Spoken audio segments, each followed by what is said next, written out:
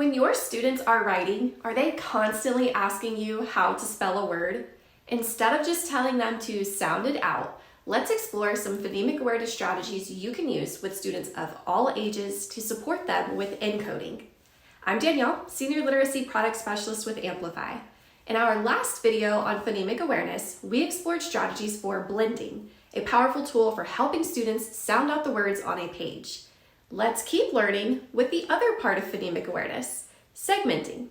Segmenting is a high leverage tool for encoding or spelling. Instead of blending sounds together, we want to break apart each sound we hear in a word. If students know how many sounds are in a word, they know how many sounds they need to write down to spell it. When practicing segmenting, students won't see the word, they'll only hear it, because our end goal with segmenting is for students to determine how to spell what they hear. When early readers are segmenting, they should count each sound they hear in the word. I would start with words that have clear sound spelling correspondences like dog, and have students count the sounds they hear. D, ah, g. Make sure whenever you model blending or segmenting that you always do the motions from left to right, just like students would read it. This is setting them up for the application part of the strategy.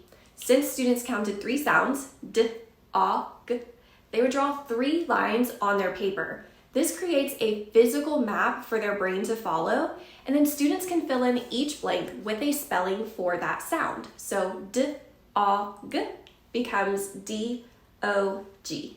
As students work to spell more complex words, they'll encounter sounds that have multiple spellings. Students will then need to decide which spelling pattern to use as they fill in the blanks.